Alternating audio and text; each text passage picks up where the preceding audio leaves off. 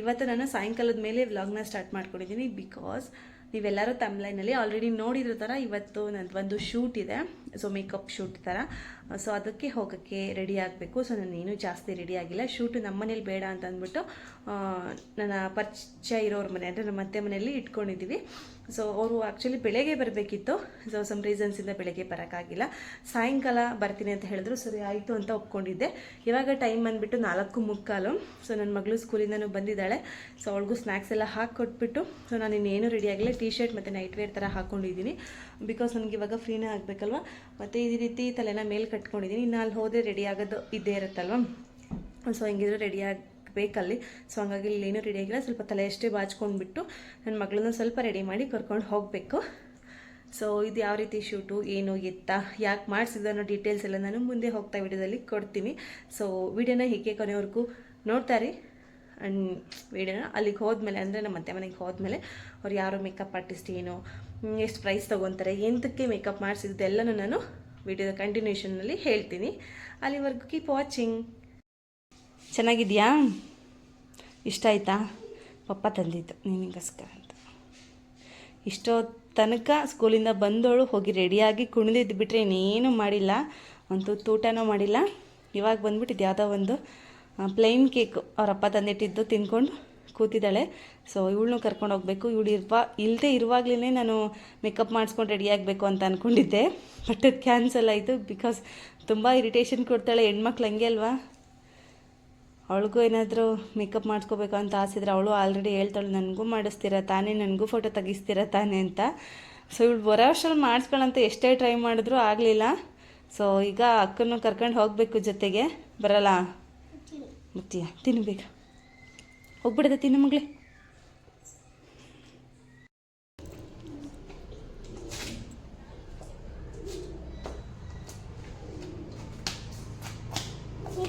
ನಾನು ಇಟ್ಕೊತೀನಿ, ಕೊಡ್ರಿ ಬ್ಯಾಗು.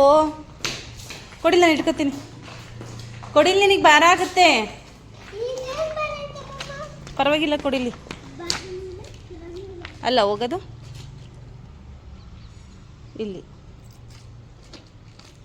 ಈ ಕಡೆ ಹೋಗೋದು ಅಜ್ಜಿವನಿಗೆ. ಕೊಡವ, ಹಿಡ್ಕೊತೀನಿ ನಾನು. ಕೊಡವ.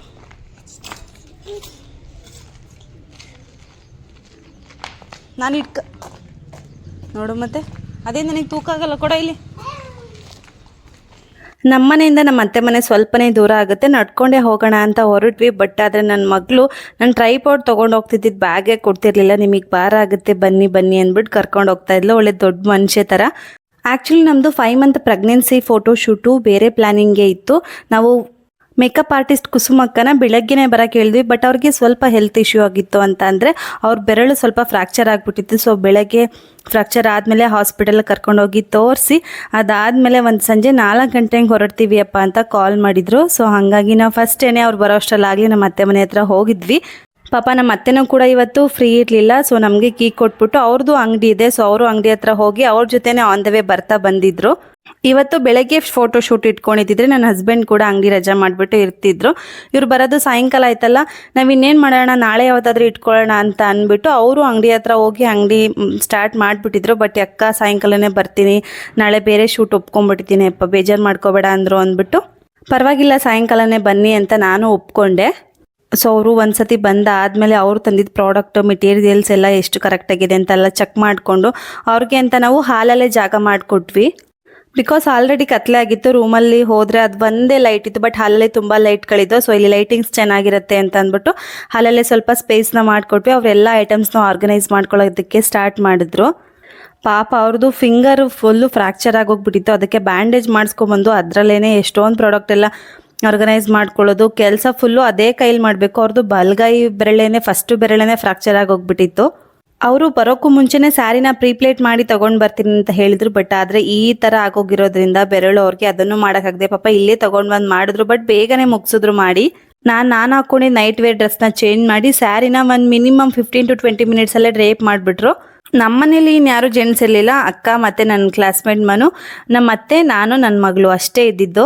ಜೆಂಟ್ಸ್ ಅಂತ ಅಂದರೆ ಒಂದೇ ಒಂದು ಇದ್ದಿದ್ದು, ಮನೋ ಮಗು ಇತ್ತು. ಅದಿನ ಆ್ಯಕ್ಚುಲಿ 6 months ಬೇಬಿ. ಪಾಪ ಆ ಬೇಬಿನ ಕರ್ಕೊಂಡು ಬಂದು ಅವರು ಸ್ಟಾರ್ಟ್ ಮಾಡಿಕೊಂಡ್ರು ಬೇಗ. ನನಗೇನಂದರೆ ತುಂಬ ಲೇಟ್ ಆಗೋದ್ರೆ ಅವ್ರಿಗೆ ಮಗು ಕರ್ಕೊಂಡು ಹೋಗೋಕ್ಕೆ ಟೈಮ್ ಆಗುತ್ತೆ ಅಂತ. ಬಟ್ ಆದರೂ ಕೂಡ ಸ್ವಲ್ಪ ಬೇಗ ಬೇಗ ಮಾಡ್ಕೊಳ್ಳೋಣ ಅಂತ ಟ್ರೈ ಮಾಡಿದ್ವಿ. ಒನ್ಸ್ ಸೀರೆ ಎಲ್ಲ ಹಾಕಿ ಕೂರಿಸಿ ಆದಮೇಲೆ ನಾವು ಯಾವ ಕಡೆಗೆ ಟ್ರೈಪಾಡ್ ಫೋನ್ನ ಫಿಕ್ಸ್ ಮಾಡಿದ್ರೆ ಕರೆಕ್ಟಾಗಿ ಕ್ಲಾರಿಟಿ ಬರುತ್ತೆ ಅಂತ ನೋಡಿಕೊಂಡು ಚೆಕ್ ಮಾಡ್ಕೊಂಡು ಕೂತ್ಕೊಂಡೆ. ಸ್ಟಾರ್ಟಿಂಗು ವಿಡಿಯೋ ಶೂಟ್ ಮಾಡೋಕ್ಕೆ ನನ್ನ ಮಗಳ ಕೈಲೇ ಕೊಟ್ಟಿದ್ದು ಆ್ಯಕ್ಚುಲಿ, ಅದಕ್ಕೆ ಅವಳು ಹಿಂಗೆ ಎಲ್ಲ ಕಡೆ ಶೇಕ್ ಮಾಡ್ತಾ ಇದ್ದಾಳೆ ಫೋನ್ನ. ಒನ್ಸ್ ಅಕ್ಕ ಮಾಯ್ಶ್ಚರೈಸರ್ ಮತ್ತು ಪ್ರೈಮರ್ ಎಲ್ಲ ಹಾಕೋಕ್ಕೆ ಸ್ಟಾರ್ಟ್ ಮಾಡಿದ್ರು. ನನಗೆ ಗೊತ್ತಾಯ್ತು ಇವಳು ಇಷ್ಟೊಂದು ಶೇಕ್ ಮಾಡ್ತಿದ್ದಾಳೆ, ಈ ಥರ ಅವಳಿಗೆ ಕೊಟ್ಟರೆ ಸರಿಯಾಗಲ್ಲ ಅಂತ ಅಂದ್ಬಿಟ್ಟು ಸೊ ಟ್ರೈಪಾಡ್ಗೆ ಫಿಕ್ಸ್ ಮಾಡಿಬಿಡೋಣ ಅಂತ ಅಂದ್ಬಿಟ್ಟು ನೆಕ್ಸ್ಟು ಟ್ರೈಪಾಡಿಗೆ ಫಿಕ್ಸ್ ಮಾಡಿದೆ. ಬಟ್ ಅದಾದಮೇಲೆ ನಾನು ಕೂತ್ಕೊಂಡಿದ್ದಂಥ ಚೇರ್ ಬಂದ್ಬಿಟ್ಟು ಅದು ಡೈನಿಂಗ್ ಟೇಬಲ್ ಚೇರು, ಅದ್ರಲ್ಲಿ ನನಗೆ ಕಂಫರ್ಟಬಲಾಗಿ ಕೂತ್ಕೊಳ್ಳೋಕೆ ಆಗ್ತಿರ್ಲಿಲ್ಲ. ನಮ್ಮ ಮತ್ತೆ ಹೇಳ್ತಾನೆ ಇದ್ರು ಅಲ್ಲಿ ಕೂತ್ಕೊಂಡ್ರೆ ನೋಡವ ಸರಿಯಾಗಲ್ಲ, ಸೊಂಟ ನೋವು ಬರುತ್ತೆ, ಹೊಟ್ಟೆ ಕೆಳಗಡೆ ಪೇನ್ ಬಂದ್ಬಿಟ್ಟಿರುತ್ತೆ ಅಂದ್ಬಿಟ್ಟು. ನಾನು ಏನಾಗಲ್ಲ ಬಿಡಿಯತ್ತೆ ಅಂತ ಅದರಲ್ಲೇ ಕೂತ್ಕೊಂಡೆ. ಮಿನಿಮಮ್ ಒಂದು 20 ಮಿನಿಟ್ಸ್ ಅದರಲ್ಲೇ ಕೂತಿದ್ದೆ ನಾನು. ಅದ್ರ ಮೇಲೆ ಅಲ್ಲಿ ಕುತ್ಕೊಳ್ಳೋಕ್ಕಾಗಲಿಲ್ಲ, ತುಂಬ ಬ್ಯಾಕ್ ಪೇನ್ ಸ್ಟಾರ್ಟ್ ಆಯಿತು. ಇದ್ರ ಮಧ್ಯೆ ನೋಡಿಲಿ ನನ್ನ ಮಗಳು ಯಾವತ್ತೂ ಹೋಮ್ವರ್ಕ್ ಬರೀದೇ ಇದ್ದವಳು, ಆಗಲೇ ಅವಳಿಗೆ ಆಗಬೇಕು ಎಲ್ಲ. ನಾಳೆ ಸ್ಕೂಲ್ಗೆ ಲೀವ್ ಇದ್ರೂ ಕೂಡ ಅವಾಗಲೇ ಹೆಡ್ಲೈನ್ಸ್ ಹಾಕ್ಕೊಡು ಮಮ್ಮಿ, ನಾನು ಬರ್ಕೊತೀನಿ ಸೈಡಲ್ಲಿ ಕುತ್ಕೊಂಡು ಅಂದ್ಬಿಟ್ಟು ಹೆಡ್ಲೈನ್ಸ್ ಹಾಕಿಸ್ಕೊತಾ ಇದ್ದಾಳೆ. ಈ ಮೇಕೋರ್ ಮಧ್ಯದಲ್ಲಿ, ಶೂಟ್ ಮಧ್ಯದಲ್ಲಿ ನಮ್ಮ ಪಿಕ್ಕುದೇ ಓಡಾಟ ಜಾಸ್ತಿ ಆಗೋಯ್ತು. ಆ್ಯಂಡ್ ಅದಾದಮೇಲೆ ಮನೂ ಕೂಡ ಪಾಪನ ಮಲಗಿಸ್ಬಿಟ್ಟು ಹೇರ್ ಸ್ಟೈಲ್ ಸ್ಟಾರ್ಟ್ ಮಾಡ್ಕೊತೀನಿ ನಾನು ಒಂದು ಕಡೆಯಿಂದ. ಅವಳಿಗೆ ಪಾಪ ಜಾಸ್ತಿ ಹೊತ್ತು ಕುತ್ಕೊಳ್ಳೋಕ್ಕಾಗಲ್ಲ ಅಂತ ಅಂದ್ಬಿಟ್ಟು ಅವಳು ಬಂದ್ಲು ಅಷ್ಟೇ. ಅದ್ರ ಮೇಲೆ ನಂಗೆ ಕುತ್ಕೊಳ್ಳೋಕ್ಕಾಗಲೇ ಇಲ್ಲ ಅಲ್ಲಿ.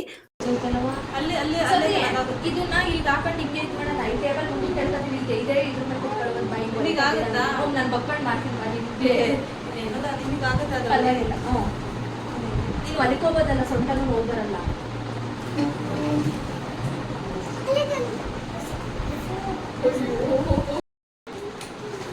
ಬಹಳ ಖುಷಿ ಸೋಫಾ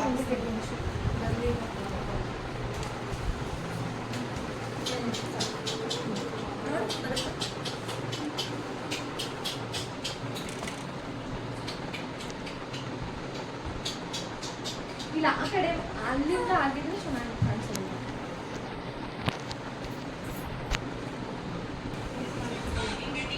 ಕುತ್ಕೋ, ನೀನು ಹೋಗು, ರೈಟ್ ಸೈಡ್ಗೆ ಹೋಗಿ. ನೀನು ಈ ಕಡೆನೇ ರೈಟು. ಹಾಂ, ಈಗ ಬರ್ತಿದ್ಯಾ? ಹಾಂ, ಓಕೆ. ನೆಕ್ಸ್ಟು ನಾನು ಕೂತ್ಕೊಂಡಿದ್ದ ಲೊಕೇಶನ್ ಎಲ್ಲ ಚೇಂಜ್ ಮಾಡಿಬಿಟ್ಟು ಸೋಫಾ ಚೇರ್ನ ಮುಂದೆ ಎಳೆದ್ಬಿಟ್ಟು ಅದ್ರ ಮೇಲೆ ಕೂರಿಸಿದ್ರು. ಆ್ಯಂಡ್ ಟ್ರೈಪಾಡ್ ಲೊಕೇಶನ್ ಕೂಡ ಚೇಂಜ್ ಆಯಿತು. ಸೊ ಇವಾಗ ವಿಡಿಯೋ ಕ್ಲಾರಿಟಿಯಾಗಿ ಬರೋದಕ್ಕೆ ಸ್ಟಾರ್ಟ್ ಆಗಿದೆ. ಆ್ಯಕ್ಚುಲಿ ನಾನು ವೀಡಿಯೋನ ಇನ್ನೂ ಫೋಕಸ್ ಮಾಡಿ ನೋಡಿರಲಿಲ್ಲ, ಹಾಗಾಗಿ ನಾನು ಒನ್ಸ್ ವೀಡಿಯೋ ಎಲ್ಲ ಆಗಿ ಮೇಕಪ್ ಎಲ್ಲ ಮುಗಿದ್ಮೇಲೆ ವೀಡಿಯೋನ ಚೆಕ್ ಮಾಡಿದಾಗ ಈ ಪೊಸಿಷನಲ್ಲೇ ವೀಡಿಯೋ ಚೆನ್ನಾಗಿ ಬಂದಿತ್ತು.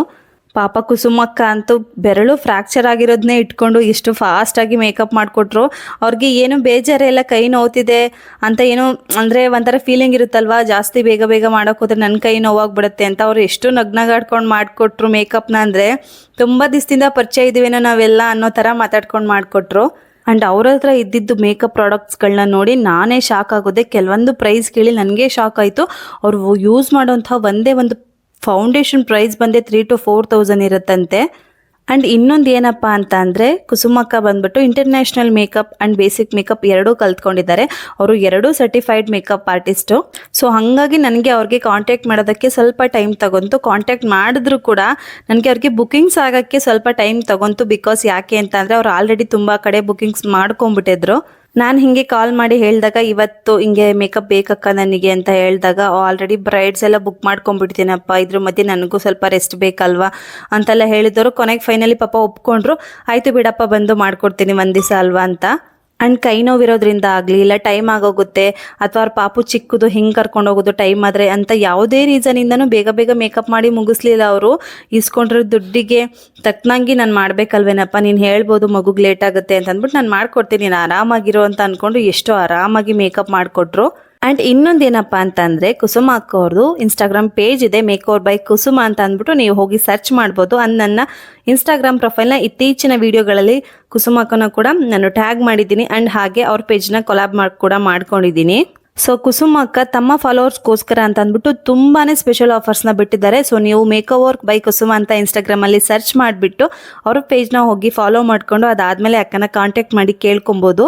ತುಂಬ ಕಮ್ಮಿ ಪ್ರೈಸ್ಗೆ ಆ್ಯಂಡ್ ಅಫೋರ್ಡಬಲ್ ಪ್ರೈಸ್ಗೆ ಒಳ್ಳೆ ಜ್ಯುವೆಲರಿ ಸೆಟ್ಸ್ ಮತ್ತು ಒಳ್ಳೆ ಕ್ವಾಲಿಟಿ ಮೇಕಪ್ನ ಮಾಡಿಕೊಡ್ತಾರೆ ಅವರು. ನಾನು ಹಾಗೂ ಕೇಳಿದೆ, ಇನ್ಸ್ಟಾಗ್ರಾಮ್ ಪೇಜಲ್ಲಿ ತುಂಬ ನೀವು ಅಪ್ಲೋಡ್ ಮಾಡಿಲ್ವಲ್ಲ ಯಾಕೆ ಅಂತ. ಸೊ ಈ ಆರ್ಡರ್ಸ್ಗಳ ಮಧ್ಯೆ ನನಗೆ ಅದನ್ನು ಹ್ಯಾಂಡಲ್ ಮಾಡೋಕ್ಕೆ ಕಷ್ಟ ಕಣಪ್ಪ ಅಂತ ಹೇಳಿದ್ರು. ಸೊ ಅಷ್ಟೊಂದು ವೆರೈಟಿ ಆಫ್ ಆರ್ಡರ್ಸ್ ಸಿಗುತ್ತೆ ಅವ್ರಿಗೆ. ಸೊ ನಿಮ್ಮ ಮನೇಲಿ ಯಾವುದಾದ್ರೂ ಫಂಕ್ಷನ್ಸ್ ಇವೆಂಟ್ಗೆ ಮೇಕಪ್ ಆರ್ಟಿಸ್ಟ್ ಬೇಕಾಗಿದ್ರೆ ಈ ಮೇಕವರ್ ಬೈ ಕುಸುಮ ಅನ್ನೋ ಪೇಜ್ನ ಫಾಲೋ ಮಾಡಿಕೊಂಡು ಸಪೋರ್ಟ್ ಮಾಡಿಕೊಂಡು ನಿಮಗೆ ಯಾವ ರೀತಿ ಮೇಕಪ್ ಬೇಕು ಅನ್ನೋದನ್ನ ಕಾಂಟ್ಯಾಕ್ಟ್ ಮಾಡಿ ಹೇಳಿದ್ರೆ ತುಂಬ ಅಂದರೆ ತುಂಬಾ ಕಮ್ಮಿ ಪ್ರೈಸ್ಗೆ ಮೇಕಪ್ನ ಮಾಡಿ ಕೊಡ್ತಾರೆ. ಸೊ ಒಂದ್ಸತಿ ಚೆಕ್ ಮಾಡಿ ನೋಡಿ. ಆ್ಯಂಡ್ ಇದೆಲ್ಲ ಆದಮೇಲೆ ನನಗೆ ಐ ಮೇಕಪ್ನ ಸ್ಟಾರ್ಟ್ ಮಾಡ್ಕೊಂತು. ನಾನು ಐಬ್ರೋ ಕೂಡ ಮಾಡಿಸಿರಲಿಲ್ಲ. ನಾನು ಅಂದ್ಕೊಂಡೆ ಐಬ್ರೋ ತುಂಬ ದಪ್ಪದಾಗಿ ಬರುತ್ತೆ, ಐಬ್ರೋ ಮಾಡಿಸಿಲ್ವಲ್ಲ ಹಾಗಾಗಿ. ಸೊ ಒಂದು ದಿವಸ ಮುಂಚೆನೇ ಮಾಡ್ಕೊಬೇಕಿತ್ತು ನಾನು ಅಂತ. ಬಟ್ ಐಬ್ರೋ ಫೀಲಿಂಗ್ ಕೂಡ ತುಂಬಾ ಚೆನ್ನಾಗಿ ಮಾಡಿಕೊಟ್ರು. ಆ್ಯಂಡ್ ಆಲ್ ಓವರ್ ನನಗೆ ಮಾಡಿದ ಮೇಕಪ್ ಅಂತೂ ನನಗೆ ತುಂಬ ಇಷ್ಟ ಆಯಿತು. ಅದು ರಾತ್ರಿ ಟೈಮ್ ಮಾಡಿದ್ರು ಕೂಡ ತುಂಬ ಜನ ಹೇಳಿದ್ರು ತುಂಬ ಚೆನ್ನಾಗಿದೆ ಮೇಕಪ್, ತುಂಬ ಚೆನ್ನಾಗಿ ಕಾಣ್ತಿದ್ದೀರಾ ಅಂತ ಅಂದ್ಬಿಟ್ಟು ರೀಲ್ಸಲ್ಲಿ ನಾನು ಅಪ್ಲೋಡ್ ಮಾಡಿದ್ದಾಗ. ಸೊ ಬೇರೆಯವರು ಹೇಳಿದ್ಕಿಂತ ನಾವು ನಮ್ಮ ಫೇಸ್ನ ಕನ್ನಡಿ ಮುಂದೆ ನಿಂತ್ಕೊಂಡು ನೋಡಿಕೊಂಡಾಗ ನಮಗೆ ಮೇಯ್ನು ಸ್ಯಾಟಿಸ್ಫ್ಯಾಕ್ಷನ್ ಆಗಬೇಕು. ಸೊ ಅದಂತೂ ನನಗೆ ತುಂಬ ಖುಷಿ ಆಯಿತು ಅವ್ರು ಮಾಡಿದ ಮೇಕಪ್ಪು. ಸೊ ಇಷ್ಟೆಲ್ಲ ಇದ್ರ ಮಧ್ಯೆ ನನಗೆ ಒಂದೇ ಒಂದು ಸ್ವಲ್ಪ ಇರಿಟೇಷನ್ ಅಂತ ಅನಿಸಿದ್ದು ನನ್ನ ಮಗಳು. ಬಿಕಾಸ್ ಆ ಮಗು ಬಂದಿರೋದಕ್ಕೋ ಇಲ್ಲ ಅವಳು ಈ ಥರ ಎಲ್ಲ ನಾನು ಮಾಡಿಸ್ಕೋತಿರೋದಕ್ಕೋ ಅವಳಿಗೆ ಸುಮ್ಮನೆ ಕುತ್ಕೊಳ್ಳೋಕ್ಕೆ ಆಗಿಲ್ಲ. ಬಂದು ಪದೇ ಡಿಸ್ಟರ್ಬ್ ಮಾಡೋಳು, ಅದು ಇದು ಎಲ್ಲ ಕೇಳೋಳು. ನನ್ಗೆ ಅವಳು ಆ ಕಡೆಗೆ ಹೋದ್ರೆ ಸಾಕು ಅನ್ನಂಗೆ ಆಗೋಗ್ಬಿಟ್ಟಿತ್ತು. ಬಿಕಾಸ್ 4 ರಿಂದ 5 ಅವರ್ ಶೂಟ್ ಅದು. ಸೊ ನನಗೆ ಎಷ್ಟು ಸುಸ್ತಾಗುತ್ತೆ, ಅದೆಲ್ಲ ಜ್ಯುವೆಲರಿ ಹಾಕ್ಕೊಂಡು ಸೀರೆ ಎಲ್ಲ ಉಟ್ಕೊಂಡು ಮೇಕಪ್ ಮಾಡಿಸ್ಕೊಂಡು. ಸೊ ಅದು ನನಗೆ ಗೊತ್ತಾಗುತ್ತೆ. ಸಂದು ಮಿರರ್ ತೊಗೊಬಂದು ಕೊಡೋಳು, ನೋಡ್ಕೊಳ್ಳಿ ಹೆಂಗಿದ್ದೀರಾ ಇಷ್ಟೊಂದು ವೈಟ್ಗಾಗಿದ್ದೀರಲ್ಲ ಮಮ್ಮಿ ಅಂತ.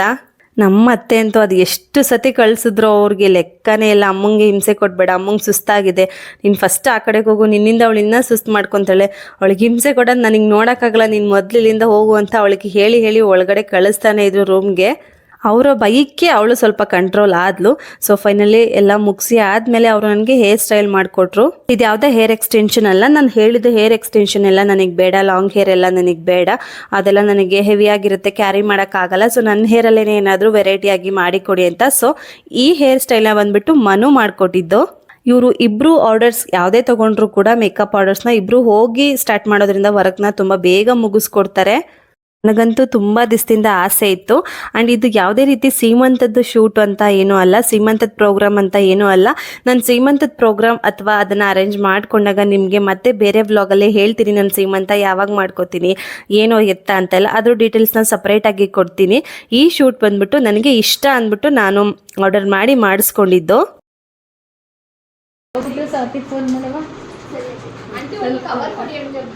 ನಾನು ಹಾಕ್ತೀನಿ ಹೋಗವ, ಇಲ್ಲೇ ಬಿಸಾಕ್ತಿ ಹೋಗು. ನಾನು ಬಿಸಾಕ್ತೀನಿ ಹೋಗವ, ಇಷ್ಟೊತ್ತಿನ ಆಕ್ಚುಲಿ ಸಾಕ್ಬೇಕು ಅಂದ್ರೆ ಬೇಗ ಕುತ್ಕೋಬೇಡಿ. ಇಲ್ಲ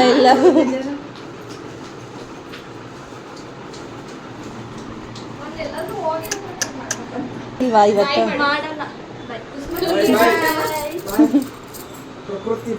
ಬೇಕು ಬಾಯ್ ಮಾಡು.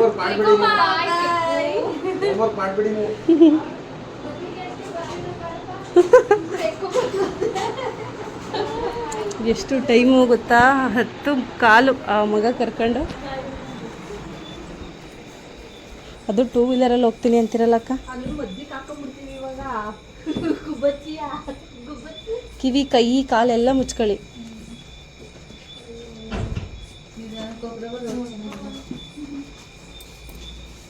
ಬನ್ನಿ ನೀವು ಬರಂಗೆ ಮಾಡಬೇಕು. ಇಷ್ಟೇ ಬರ್ತೀನಿ. ಫೈನಲಿ ಮೇಕಪ್ ಎಲ್ಲ ಮಾಡಿ ಮುಗಿಸಿ ಅವರು ಹೊರಟ್ರು.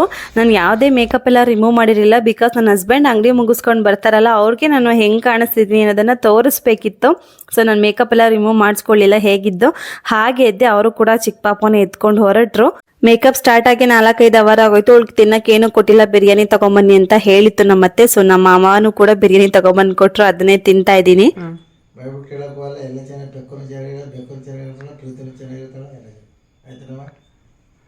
ನಿಮ್ಮಮ್ಮ ನಿನ್ನಂಗಿರ್ಲು ಓಡಾಡಿ ಇರ್ಕೊಳಕ್ ಹೋದ್ರೆ ನೋಡಿ ರೇರೆ ಕೂತ್ಕೊತಾಳೆ.